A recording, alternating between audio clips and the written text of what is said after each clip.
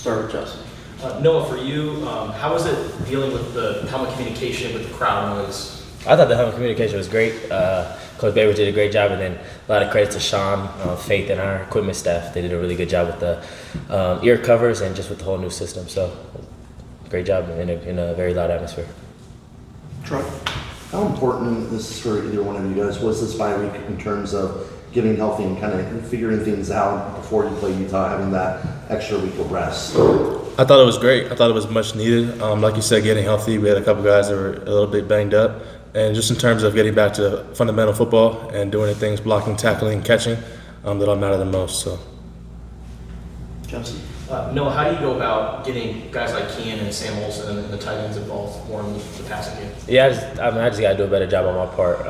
Just continuing to trust my progressions, get more comfortable, get better at that. But like you said, bye week was a really good week for us to be able to just kind of focus on ourselves, still prepare for Utah, but really focus on ourselves, get back to the basics, and I'm excited for the future. And Keyan, do you feel like maybe your health has kind of kept you from performing? I wouldn't say kept me from performing. Obviously, everyone has things they got to deal with that come up. I'm healthy now, so it's all that matters. Ready to go. Jason Barr in the back.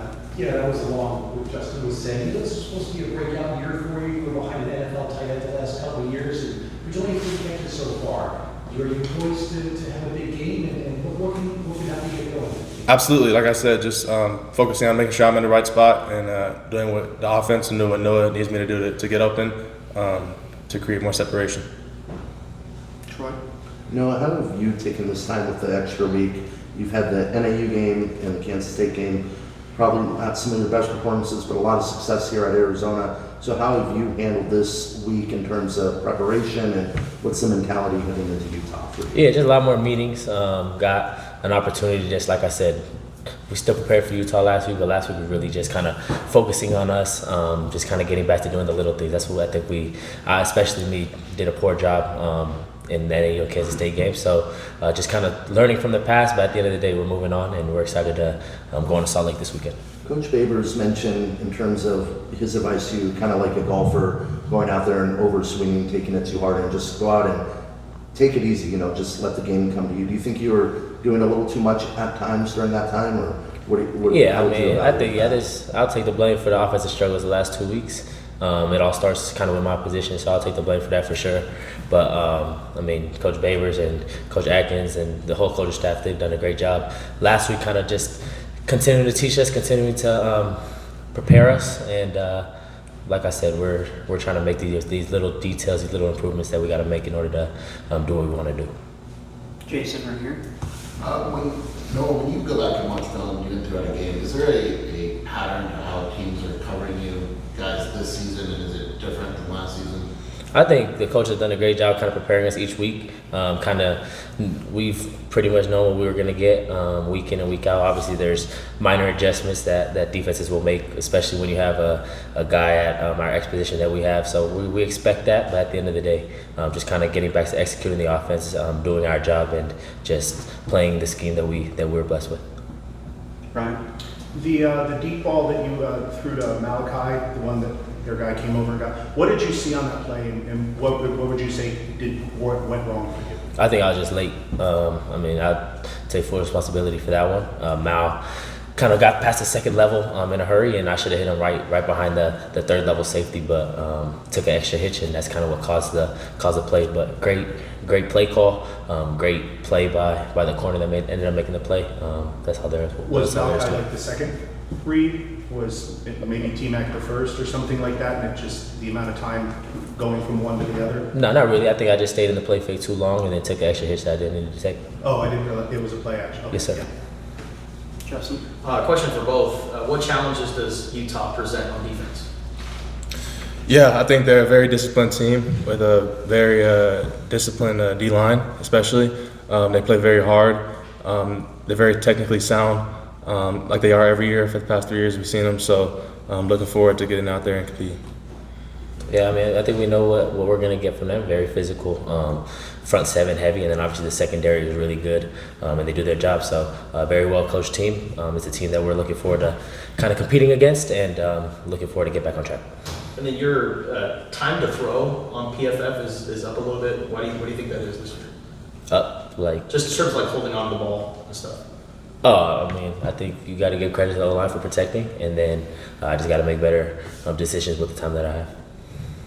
Jason Barr in the back. I think you started to answer this, but Babers was just in here, Noah, and he said that you need to try less hard. We all know about your preparation and how much effort you put into each game plan. What do you think he meant by that, though? I think Coach Baber was just trying to get me to have fun and kind of get me to just play the game how I grew up playing the game. I think that I just got to get back to just letting my guys win, letting my guys go do what they do, getting them the ball, and letting them go make plays in space. So that's kind of what we've been working on. Brian. No, I know how important your faith is to you, and after the last game, you made a comment that God doesn't make mistakes. How do you combine that into what happens in the game, and knowing if there's indeed a plan, how you fit into it, and how you can adjust if there may be already something in place? Yeah, at the end of the day, God is always in control. I mean, I believe that. I think I had a good sermon this week and just kind of talk about the scripts has been already written, and it's been written since the day I was born. So I understand that He's in control, so that's why there's no doubt, there's no wavering faith in that phase. But at the end of the day, I got to do my job and I got to do my work. So like I said, I believe that everything happens for a reason, and I got to go make the adjustments, go make the learning. I got to do the learning that I got to do to be able to be better. Justin. Can you share with us your relationship with your Uncle Steve? Because he played at Utah. Yes, sir. Did you go to any Utah games, and what's your connection there? Yeah, I grew up going to Utah games, watching Utah games. Obviously, I had two uncles that went to the University of Utah, my Uncle Vinny and then my Uncle Kelly Talavo, who went there as well. So grew up watching a lot of Utah games, so I kind of know a lot about their past, which is why I have a lot of respect for them. But looking forward to kind of going into that stadium and being able to compete. Any more questions? Go ahead. So your freshman year, was it your first touchdown pass against Utah? Yes, sir. What do you remember about that moment? Yeah, I think I just kind of remember my whole family was there, so I kind of knew it was special. That's kind of, I couldn't wait for that game, whether I was playing or not. And then actually the night before, T-Mac was my roommate, and I was just kind of telling him that I had a feeling that my first touchdown would be to him in that stadium. And like I said, God don't make mistakes, and it happened. And now I'm excited to see what script God has written for this Saturday. The question for both of you, a lot of people could easily write you guys off after a loss to Kansas State. How are you guys staying together and making sure that you guys can have the season that you can have? Yeah, I think, like I said, going back to this bye week, I feel like it was really good for us as a team to analyze all the small mistakes we made and look at why they can end up and make big turnarounds in games. So looking at that, we had some time to sit back and analyze everything, and I really feel like we present a good competition for Utah. Brian, sorry, go ahead. Go ahead. I was just gonna say, just this team's continuing to come together. I think we know that whether it's good and the whole world's praising us, or if it's bad and the whole world's turning on us, it's about the people in this building, and we got to get better at the little things. We got to continue to play for each other and trust that we'll get the outcomes we want. Last question, Brian. Yeah. Keyan, considering that when you're guarded out in space, it's usually going to be a physical mismatch for you against a smaller guy. How do you put your size to your advantage as far as being able to get yourself open and make yourself the best target available?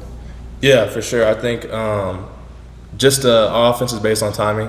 So just being able to know whether there's play action or drop back, where I need to be and where I need to be there, and just being in the best position for Noah. All right, that's it.